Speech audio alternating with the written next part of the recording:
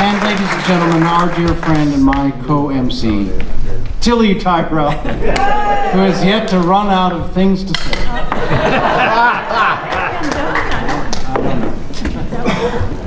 Another round of applause.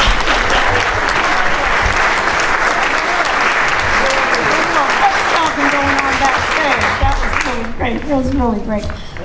Well, I got to thinking, I was sitting back there.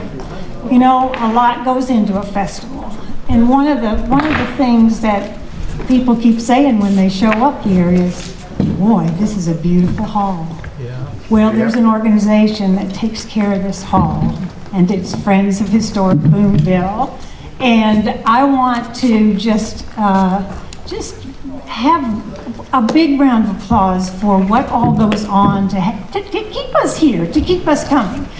So.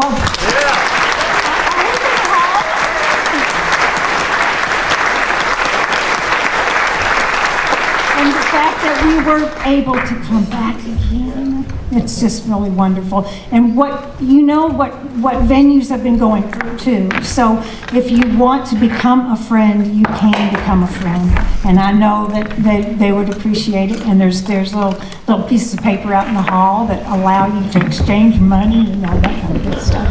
So anyway, if you get it, feel so, excited about that. So anyway, the other people that we want to thank are these amazing gentlemen and Nelson Audio.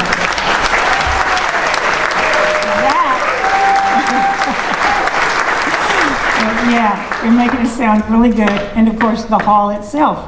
They are impressed with the hall. They told me. He said, "You make it easy. The hall makes it easy for us."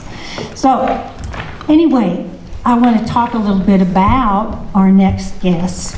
This is their first time coming, and what's really nice about this is that Sarah and Mark, part of the Lonesome Companions, are neighbors and friends. And I don't know if you're lucky enough to have neighbors and friends as musicians, but it's a wonderful, wonderful thing. And the other thing about them is that they got together with some other friends, and so they brought them along, and together they are the Lonesome Companions.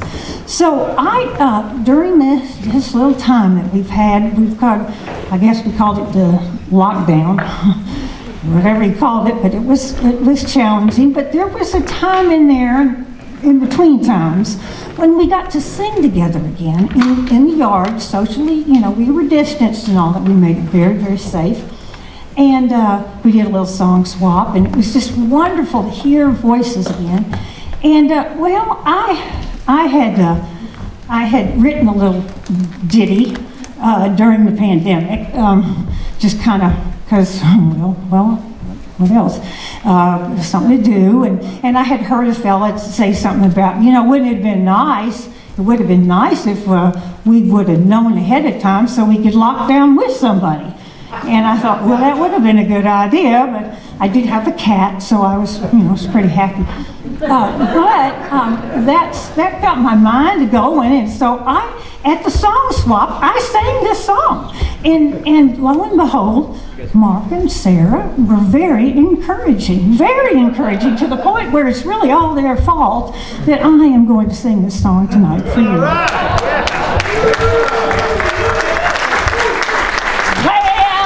It's a pandemic. What'll I do? I hate myself. I broke up with you.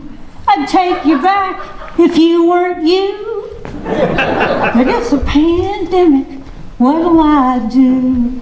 Well, a friend told me if you shave one leg, feels like you're sleeping with two in the bed. I got on Zoom and they told me, wrap your arms around yourself and squeeze, squeeze, squeeze.